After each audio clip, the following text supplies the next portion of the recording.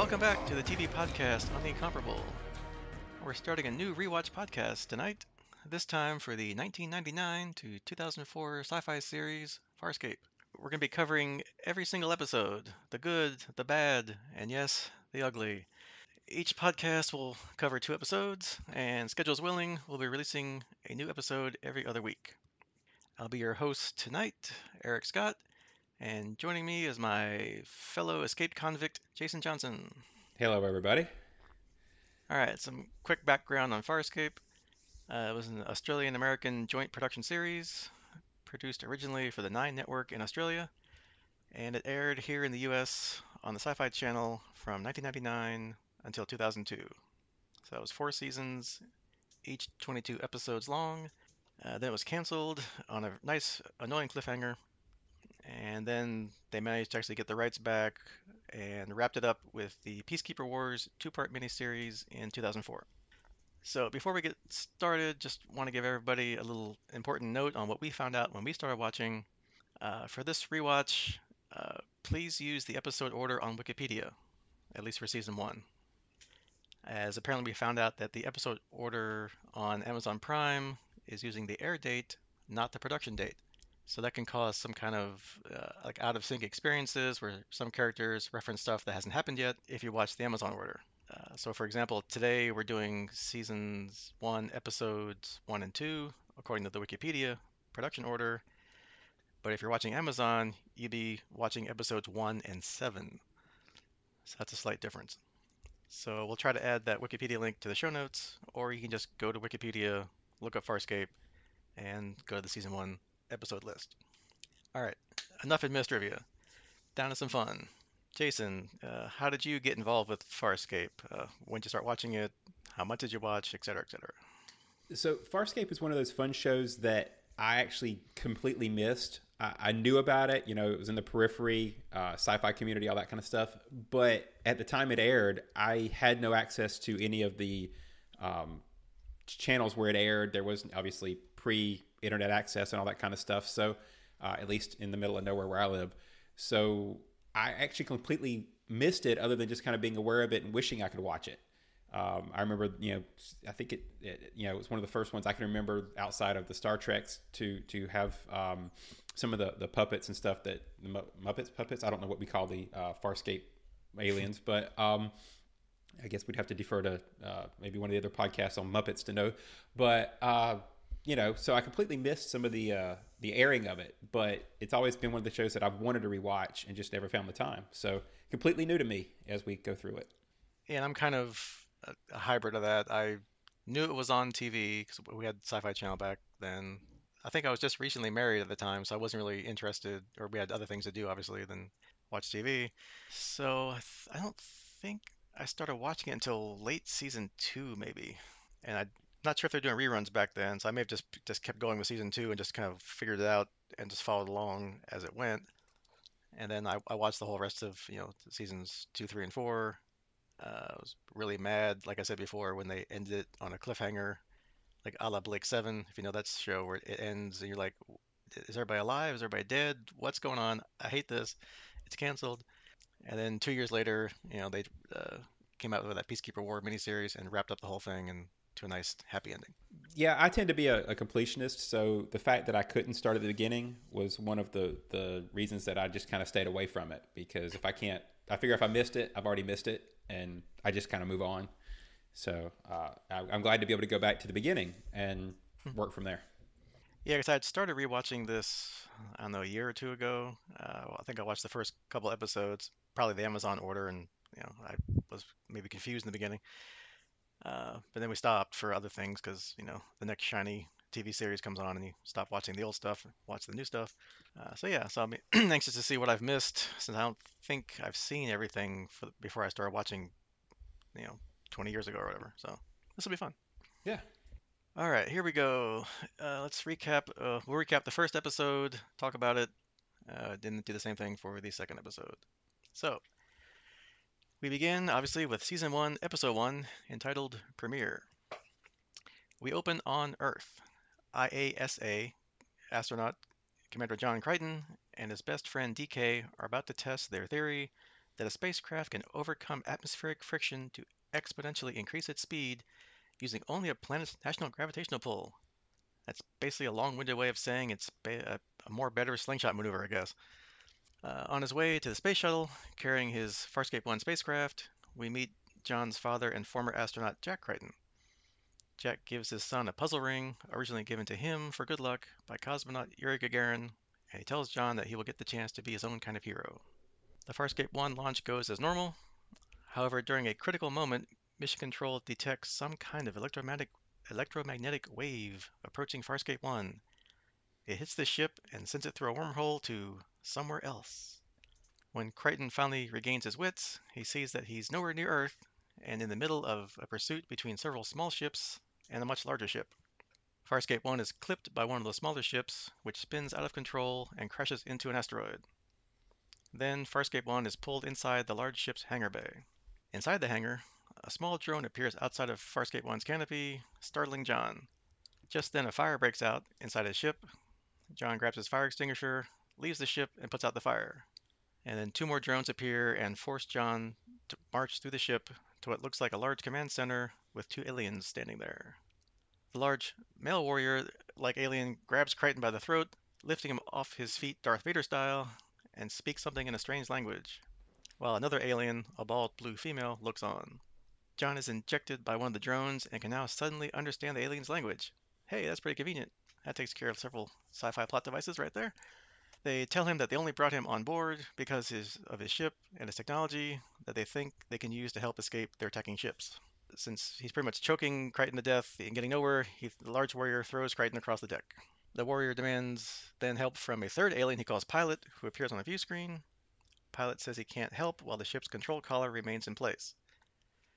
As the warrior starts yanking at tubes beneath the control panel, I guess to try to free the ship, we meet yet another alien, a small frog-like alien on a hover chair who tells John that he'll look after him now if John will look after him later, whatever that means. And, well, the warrior's random destruction seems to work as the control collar on the ship is released.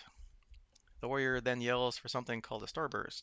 Blue energy builds up on the hull, and the ship, whose name we learn is Moya, flies into the tunnel that creates in space and disappears, but not before taking one of the smaller attacking ships with them. Meanwhile, on the bridge of the carrier ship that the fighters came from, we meet Captain Crace, who learns that two of his fighters are missing. One of those fighters was piloted by his brother, and yeah, you guessed it, that's the one that clipped Crichton's ship and was destroyed. He vows that the pilot of that ship will pay for his brother's death. Back on board Moya, they aren't sure where Moya starburst to. During their arguing about it, the warrior knocks Crichton out by striking him with his really long tongue. Ugh. And then we learn more about our aliens. All of them were apparently prisoners. The blue alien is Pau Zoto Zan, a Delvian priest imprisoned for anarchy. The large warrior is Ka Dargo, a Luxan imprisoned for killing his commanding officer. And the frog-like alien is Rigel the 16th, Dominar of over 600 billion Hynerians, or so he says. His throne was usurped by his cousin, and he was imprisoned. Crichton wakes up naked in a cell on board Moya. Rigel's outside and tells him that his clothes were removed so they could examine him. John finds some clothes to put on in the cell and sees that there's another person in there with him. The Prowler pilot Moya Starburst took along. John introduces himself to his cellmate, who promptly kicks his butt, pins him to the floor, and demands to know his rank and regiment. We learn that she is Officer Aaron Soon, a peacekeeper. Later, the handcuffed Crichton and Aaron are being fed by their captors. Zahn explains that Moya is a living organic ship, but can't travel fast because of the damage Dargo caused when he tried to release Moya's control collar, and that they're on their way to a commerce planet for supplies to help fix Moya.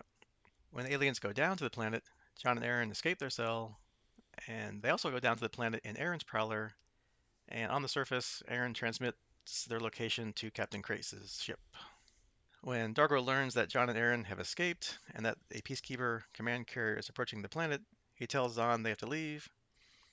Aaron and John see Moya's transport pod flying away, and when they try to get back to Aaron's ship, Dargo appears in front of them. John tries to warn Dargo about the command carrier, but just then, Captain Crace shows up with several of his armed soldiers. Crace interrogates Crichton and accuses him of murdering his brother, but Aaron surprisingly comes to his defense, saying she doesn't believe John intentionally murdered Crace's brother. Crace then accuses Aaron of being irreversibly contaminated from spending time with John, and all three of them are handcuffed and taken away. One of the Peacekeeper soldiers searches John and discovers the ring given to him way back in Act 1. Crichton explains it's a puzzle, and while the soldier is playing with it, John steals the soldier's gun and demands the keys to their handcuffs. John insists that Aaron also come with them, as he apparently is no longer a peacekeeper in good standing. Once they all get back on Moya, Crace's command carrier is closing on them real fast. They can't starburst again because Moya's energy reserves are too low. Then John has the bright idea and explains his slingshot maneuver to the crew. They seem kind of skeptical, but Dargo persuades Aaron to give it a shot and pilot Moya as Crichton instructs her on what to do. So kind of like in Act 1, this time Aaron pilots Moya into the atmosphere, increasing their velocity until John tells her to pull up. And then Moya flies away at an incredible speed, far too fast for Crace's command carrier to catch up. Later, Crichton is alone on Moya, repairing the drone that he damaged earlier when he first arrived on Moya. He's recording a message to his father and talks about the weird, amazing, psychotic life he's encountered. And Crichton says that he'll never stop trying to find his way back home. I guess before we get into some discussion topics, just found a couple little trivia tidbits online. Apparently, Crichton was going to be a NASA astronaut, but NASA wanted script approval for the use of their logos, so NASA became the IASA, which I guess stands for the International Aeronautics and Space Administration. That's generic, so it works. You know, and the logo looks almost identical, so it's just got I instead of N. So I guess that passed copyright and infringing That's right. things. Also, even on the Amazon episode list or order, this is the only episode where there's no voiceover during the credits, which you'll hear on episode 2. And a couple things I found interesting about the two Muppets, puppets, whatever you want to call them, was that the pilot, the character Muppet pilot, was a really large puppet, about 6 to 8 feet tall. His head was like 3 feet deep and 2 feet wide, and it was apparently the most sophisticated puppet ever built at that time by the Henson Creature Shop. That was And before Elmo, right?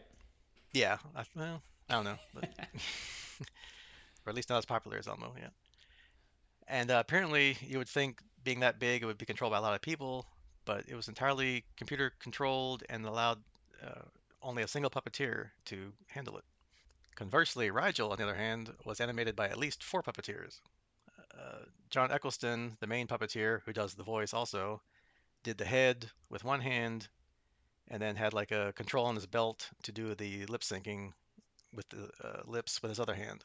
And then we had another puppeteer doing his facial expressions and eye movements, and another puppeteer working each hand. So teamwork. Yep, lots of teamwork. It takes a village to run a puppet, I guess. All right, so what do you think about episode 1? I thought it was a typical kind of introduction episode. I will give them credit for skipping a lot of the crew introduction and throwing you right in. It makes for a little bit of a confusing mechanism because you're still struggling to keep up. And it was, for an intro, it was a one-parter, right? We didn't get like a multi-part introduction. It was just one episode and go. So that was an interesting. It took me a while and actually a couple watches to catch all the names and kind of figure out what everybody was supposed to be. Actually, while we were watching it, my son even looked over at me and goes, "What is pilot?" Because we were kind of confused as to his function. I mean, not function. Obviously, that's in the name, but is he supposed to be part of the ship? Is he a separate person who stays there? You don't really kind of get a lot of information about some of the characters. But again, points for not spending 2 episodes on Earth before they actually launch into space. You just kind of get it and go. So Yeah, I mean, it was pretty much like, yeah, here's Earth. Yeah, it's where Crichton comes from. That's not the important part of the show. Let's get in space. Let's get to the other side of the universe and, go from there. yeah, I did find it interesting that they even spent time on some of the characters, right? Like they made a point of having his best friend be the other one who came up with the experiment with him, when that character could have just kind of been combined with his father and completely sidestepped. But they wanted to kind of flesh it out even more, even though the character was there for a few minutes, and then once the shuttle took off and he flew through the wormhole in the first few minutes, it's done.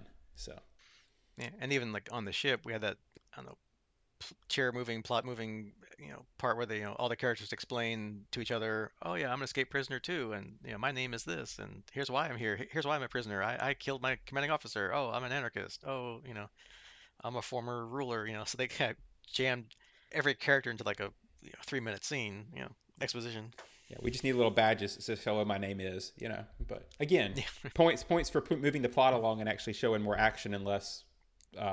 They told us, but they told us quickly. So yeah, yeah. I'm kind of glad they didn't explain either, like the Crichton's version of the slingshot maneuver, other than like I guess the only difference is from a normal go around the planet and build up speed is you're going through the atmosphere and somehow building up speed. But whatever, I don't need like tech to tech, heavy science like Star Trek, technobabble. Just we're on Earth, we gotta get him over out to outer space somewhere. Let's just get him right there as soon as we can, yeah, and just half explain it so it makes kind of sense.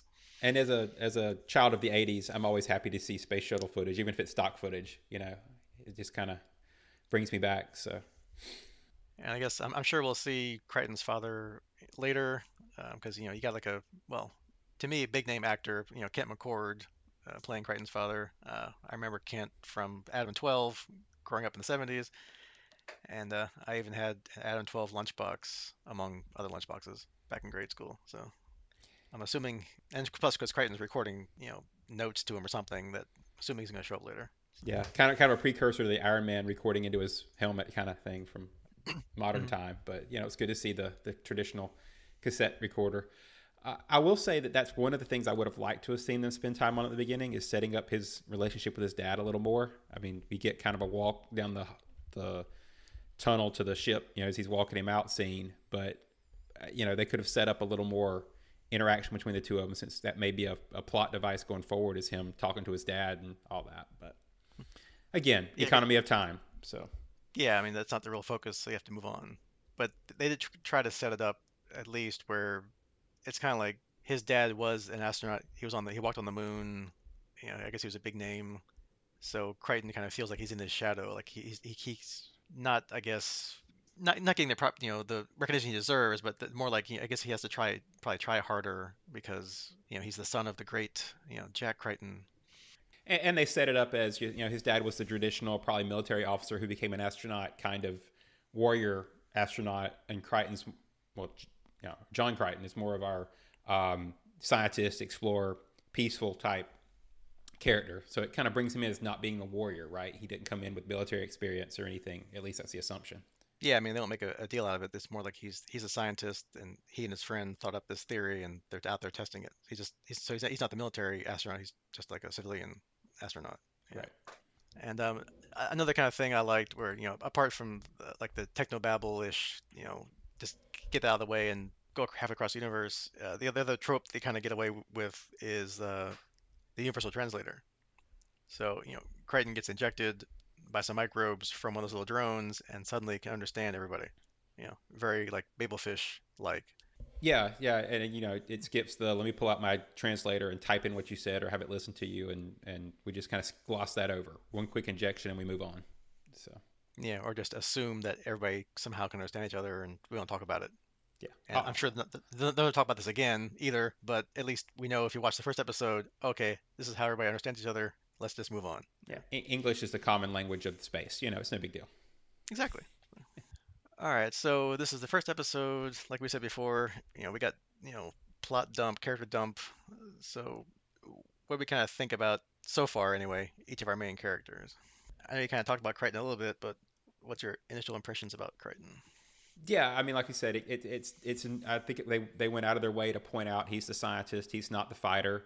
There wasn't a lot of chance for him to do any of that other than the science experiment stuff at the end where he maps out his solution, which we're going to gloss over the lack of actual variables. I mean, he doesn't really know the atmosphere breakup or the size and mass of the planet or anything fun. We'll just assume Moya could tell him all that. But yeah, I think they you know have set him up to be a proxy for the audience without knowing what's going on and all the fun stuff. So Mhm. again, we'll see where we go from here. Yeah, I mean, he's kind of like in one way, like the smart alecky, way over his head, but by luck or moxie or whatever. He just kind of gets through everything. Uh, kind of more lucky than skillful. Yeah, except for the math. He's skillful Yeah, at math. yeah. Uh, we were told to be no math, right? So Yeah, well, not in this show, evidently. yeah, right. And Dargo kind of comes off, at least right now, as like your typical warrior mentality. Kind of like if we're comparing to the other big show at the time, Star Trek, then Dargo is basically Worf. And I guess you can kind of equate Luxon's maybe to Klingons. He's got that warrior mentality, maybe honorable, definitely quick to anger, a good fighter, sort of. I mean, he does get captured, but he does get free eventually. Yeah, I mean, not to spoil episode 2, but he's 2 for 2 so far. Uh, Yeah, right. but yeah, I think you got they wanted to have their warrior. I think it's kind of neat to have him.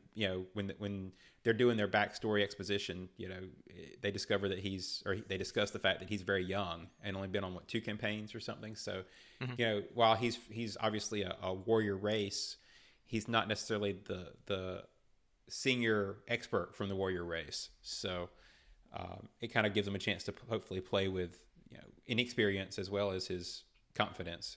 Yeah, he's still young, brash, probably thinks he's invulnerable, like most young people, and that'll probably get him in some trouble, and probably some good stories later. Yeah. Zahn uh, didn't really have too much to do in the first episode. The second one we'll get into, she does quite a lot. But kind of one of the things that happened in the first episode where she was working on one of the consoles, they kind of speeded up the footage, like she's like got super speed or something. I wasn't quite sure what that is. I guess maybe we'll see more of that fleshed out later. Yeah, and again, really short introductions on these characters. She's an anarchist leader. Actually, I think is how she terms it. But again, I'm not really sure what that means in her world. I, I kept kind of flashing on her to being kind of like Inara from Firefly, right? The kind of mystical, religious aspect to her that they kind of played up in Inara is very reminiscent to what I saw in her character. So, Yeah, as we learned in the second episode, yeah, well, she does have some priestly abilities or skills that like mystical in nature, right? right. And Rigel, again, the first episode, and don't really learn much about him other than, I don't know, I guess being royalty, or if that's a Dominar's, I guess if he's like a kind of analog to a king, I guess he has that kind of like aloof, kind of superior attitude. I guess he's trying to schmooze Crichton for some reason. Like, if you watch after me, I'll watch after you. Like he's trying to like basically be everybody's buddy and get everybody's good side so that nobody, I guess, stomps on him because he's probably the littlest guy on the ship, right? Yeah, and then of course the warning at the very end where he wants to take some of Crichton's equipment and asks him, are you a light sleeper? So he's obviously feels entitled to whatever he feels like he wants. Has that kind of royalty mentality to him. Um, Again, also seems to be as is kind of traditional for this time period, the comic relief character, right? He's the one that just kind of floats around and they can interject into any scenes. I don't know if I'd call him an Orko, but something along those lines. And then we get to, Pilot, which is probably, I guess, the least, at least in the first episode, the least used character. Kind of not much to him yet. Just kind of, obviously he's the pilot, helps fly Moya and basically, is updating the crew all the time on what's going on. Yeah, this was one where I would like a little more. Hopefully, we'll get a little more explanation. Is his race kind of always have a symbiotic relationship with um, the ships, or do they is he special, or is it just the fact that he's in there? It seems like they use him, especially since he communicates through the screens, almost as an analog, a living analog for a ship's computer from Star Trek, or maybe even an astromech, right? Where he's kind of the interface to Moya, but we don't actually get him out and do anything. He just kind of stays plugged in all the time. Yeah, because it seems like he's more like either like empathetic or telepathic with Moya, because obviously Moya's not speaking and not saying anything, but he's interpreting or saying what she's feeling or what she's seeing or something like that. So that could be interesting if they explore that more. And that's what I was saying. He maybe is it a symbiotic relationship? Because I mean, is he like he doesn't seem to leave the room, so I'm guessing he is connected somehow. And I guess rounding out the final member of the crew is Aaron, who, at least in this first episode, obviously didn't start out being part of the crew. She was an escaped prisoner like the rest of them. Did a pretty good job of not wanting to be a part of them and wanting to escape, get away. Even after Crace had said, she's irreversibly contaminated, and I think Dargo at one point said that's like, a death sentence or something, that she still wanted to stay behind. Like it's her duty. Like, she's very, it sounds like she's very, almost like Dargo, like, honor, duty, wants to serve, even to, her death, apparently. Yeah, and they obviously, aside from Crichton, I think she got the most character. I don't want to say development, but fleshing out in this episode. Right? They had to spend a lot of time explaining why she would need to be part of the crew and willing to turn her back on her people. She was a more fully explained in, I think, this episode. The other interesting thing is that they made her human or human-like.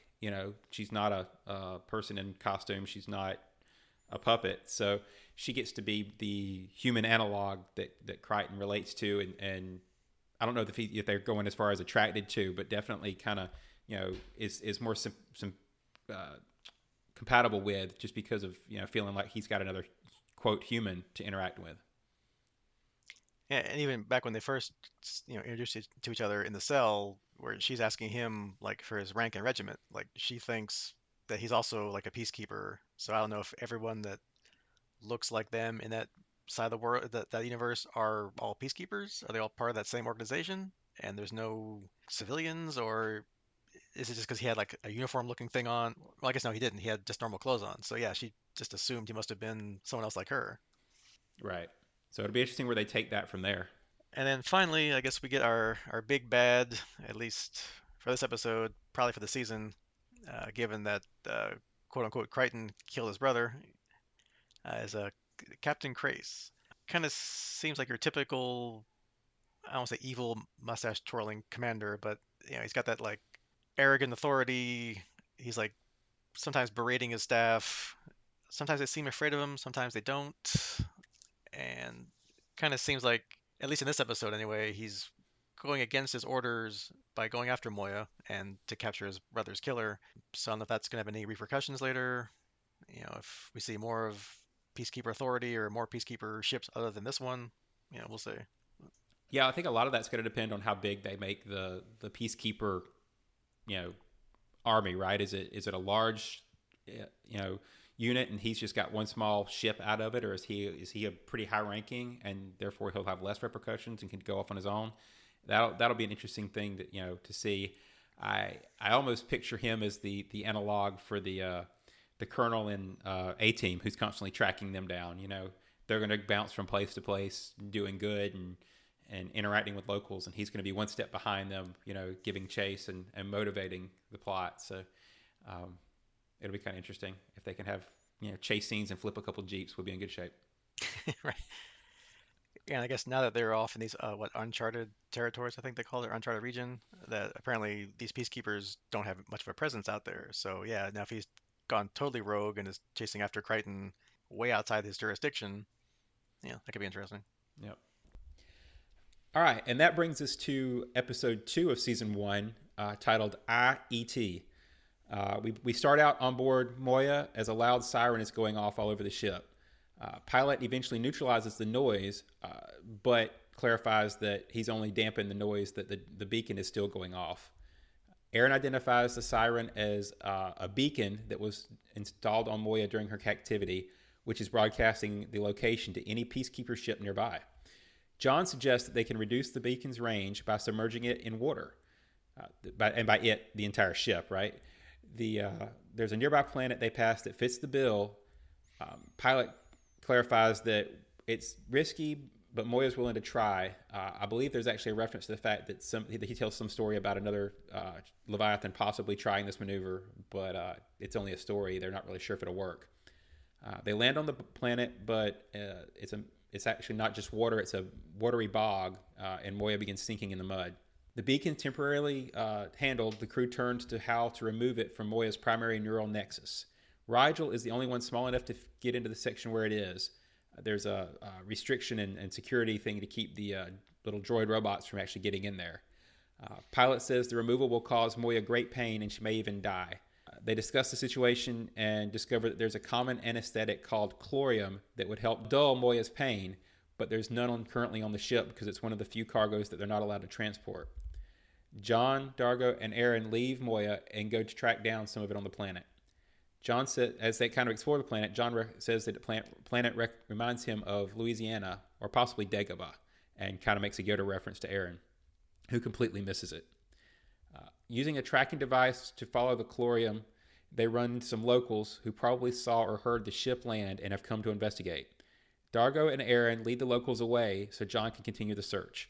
After a while, he discovers a barn next to a huge antenna array. In the barn, he discovers fertilizer that gives off a strong chlorium reading. He contacts the others but hears someone approaching. John hides as a young boy enters the barn. The boy, an unspecified alien, spots John quickly, and John introduces himself.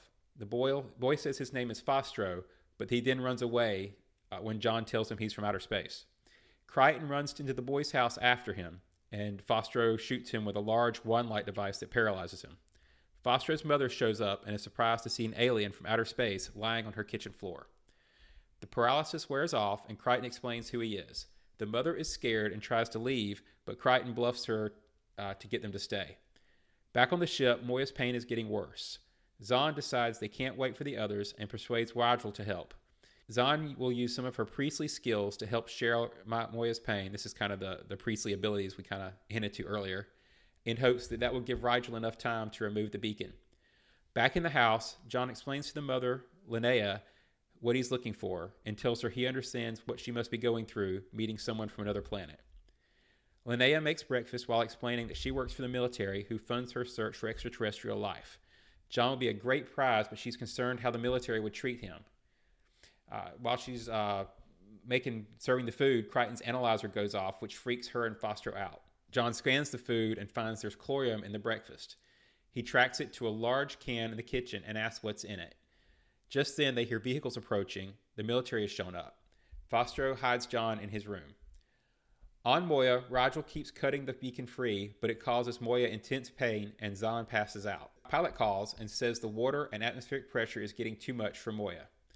Linnea does her best to convince the military that she's still checking her data about where the spaceship landed and doesn't know where it is yet. The military leaves the house for now. Aaron returns to Moya, and Rigel wants to leave, but Pilot refuses.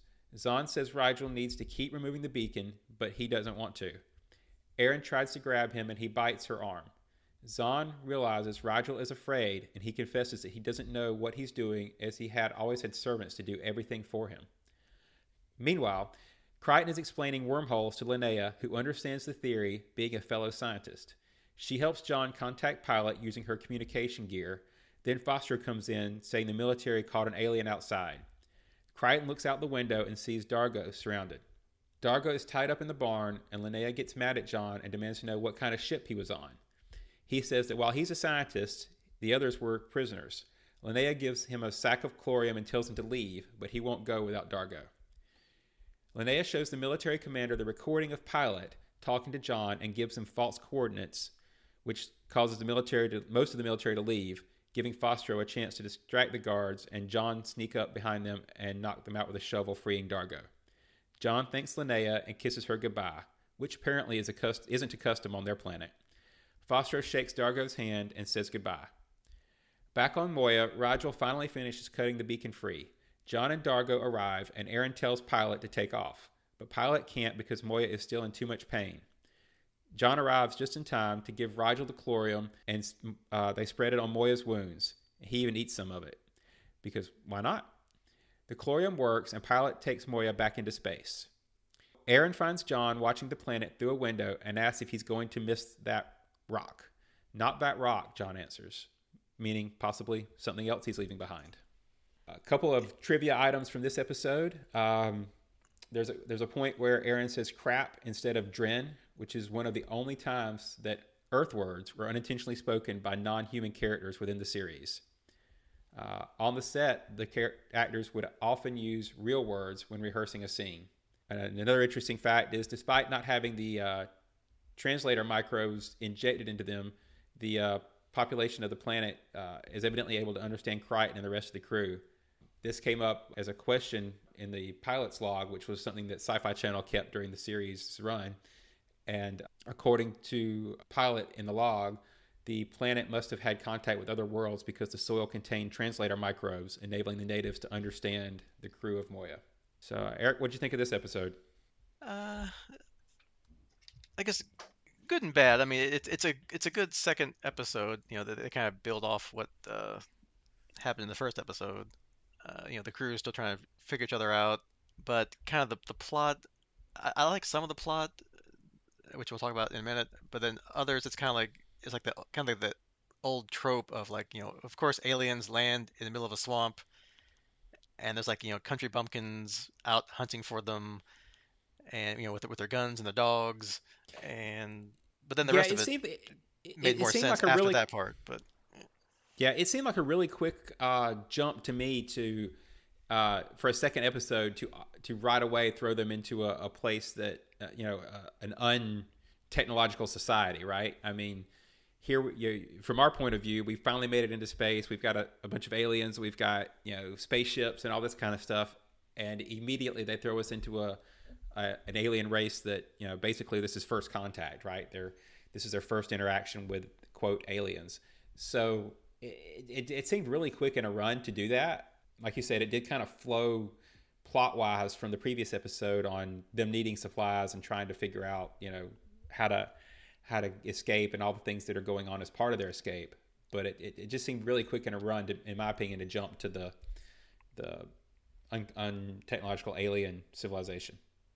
yeah, and apparently everybody understands each other even on this planet that supposedly has had no contact with alien life before, and no one would have known this even with that note that they did on the Sci-Fi Channel. So it's just, yeah, okay, whatever. I'll hand wave that one away just because. Yeah, it's almost like they forgot and assumed that the microbes allowed everybody to speak the native language, not just understand. It just kind of glossed that point over and moved on. I mean, the better parts of this episode, besides the overall plot notwithstanding, was basically getting more character development, especially this time around with Zahn and Rigel, who, as we said before in the first episode, almost had nothing really to do.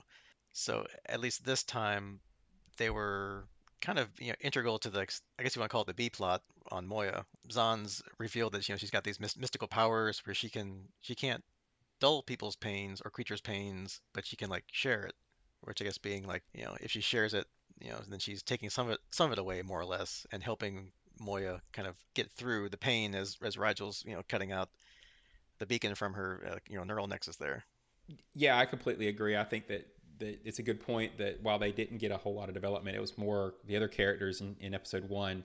Zahn and Rigel both get a good amount of character time in this episode with Zahn. I think this is where my relation to her and Inara as kind of the priestly role came from.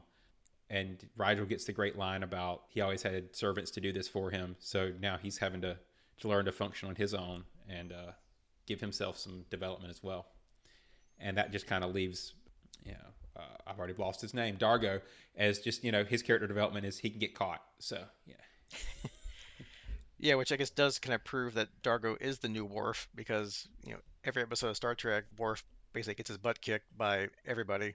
Aliens. When Troy got possessed by an alien, she beat him up. So basically anybody can beat up Worf. So far, yeah, Rigel, Dargo's like 0 for 2 on the big tough warrior department. I will mention since we're talking about Dargo that one of my favorite scenes from this was the scene where he and Aaron are kind of observing Crichton and just kind of hold up. And due to the fact that this show's old enough to be in 4:3 filming, the characters are basically like sitting on top of each other in the tree or whatever they were supposed to be in, which I thought was pretty funny because you've got these warrior tough characters and they're basically sitting in each other's lap. Yeah, hiding from strange locals and their dogs or hounds or whatever they were. Yeah, everybody needs a hunting dog, man. That's right, even out in the middle of the swamp in the middle of nowhere, yeah, on Well, the foreign planet. where else would you keep your hunting dogs but the swamp? That's right. Now, one of the things that I guess it was good but confusing is obviously Fostro and Linnea are having the same kind of experiences that Crichton just had how many days, hours, minutes ago, where all he's known is just humankind, only people on their own planet, and suddenly he's in the middle of all these aliens. So she's got the same thing going where, finally her dreams come true. There's an alien from another planet right in front of her. She can talk to him, she can see him, she can learn from him, maybe. And it just kind of, it's a good parallel that basically, everything that John probably has experienced or has been feeling for the last couple of months or weeks, he can now find someone he can relate to. Yeah, and of course they did it on a planet that reminded him of home, with a character who was a scientist like him, and experiencing aliens for the first time like him, and just was almost a complete mirror image of his life, except for she didn't go into space. She was searching from the planet, but almost, a one-to-one analog of his current situation.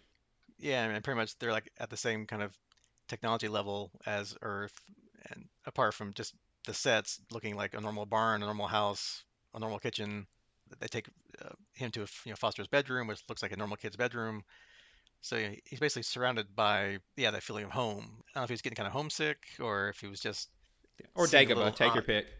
yeah, or take at least the swamp part, right?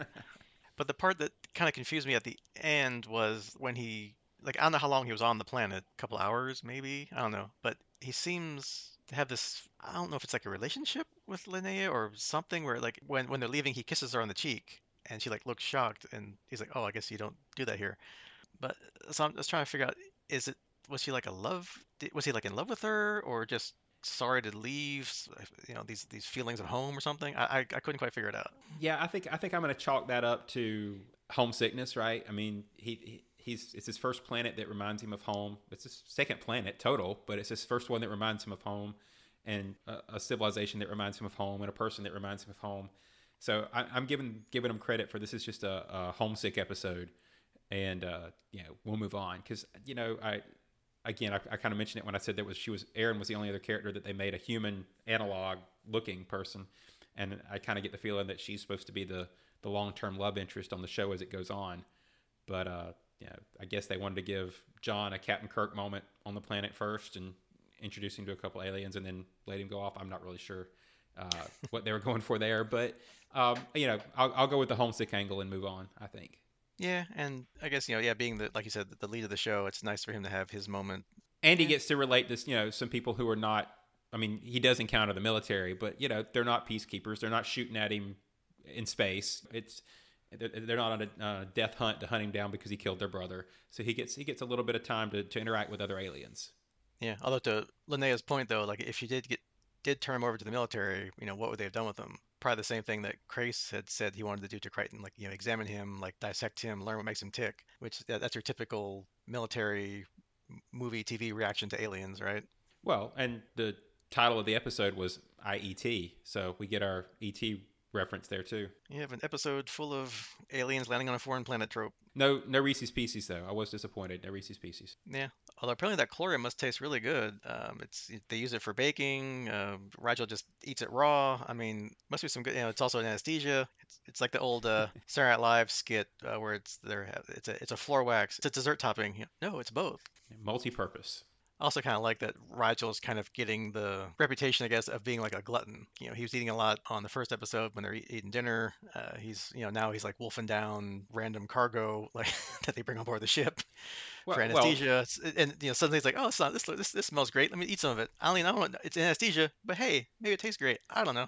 he was pretty clear in that first episode when they were looking for supplies that he needed something to make the food taste good. So maybe he found it. Yeah, always gotta carry your special seasoning with you wherever you go, right? So, That's right. all right. Any final comments before we wrap up this inaugural episode? No, I mean, like I say, for our first two episodes, you get a little bit about what you expect. I'm definitely in to see where we go from here. It's definitely a product of its time, right? I mean, and trust me, I'm in it for that time. I am fondly remembering that time, but it's very 90s, early 2000s show, and you get the good with that and the bad, the tropes that come into play in these shows, but also good characters and good actors. So I'm enjoying to see where we go from here. Yeah, I pretty much agree. It's now what 21 21 years old, 22 years old, so it does kind of show it a little bit. But for first couple episodes, the first one, obviously they have to, start moving all the chairs, introducing you to everybody, kind of large cast, and you kind of got they scare by the little moment in the beginning. The second episode, I mean, apart from the overall plot, which is not that great, it was more, you get more character development, get to learn more about the characters to get you more engaged in the show, which is obviously their goal, so they want to keep watching, right? So yeah, I'm pretty much excited to see where this goes, to fill in my gaps with this first season, maybe season and a half of Farscape, see what I missed, and then see where it kind of built into when I started watching it. Because I missed all that backstory, all that world building, all that character development. The characters gelling, getting to know each other, and all that. So, yeah, I'm anxious to see where this goes in the next several months, years as we do this. We'll see how long it goes. That's right. A bite at a time. A bite at a time. So Yep, looks like next we've got season 1, episode 3, Exodus from Genesis, and season 1, episode 4, Throne for a Loss. yep. And remember, that's the Wikipedia order, not the Amazon order, which I think on Amazon it's episodes 2 and 3, not 3 and 4. That's Just make a note of that so we don't watch the wrong thing next time. that's good. At least we don't have to go like 8-2 or something. We get to go back to a somewhat normal order for the next 2 episodes anyway. Yep. All right. So until next time, that's your homework.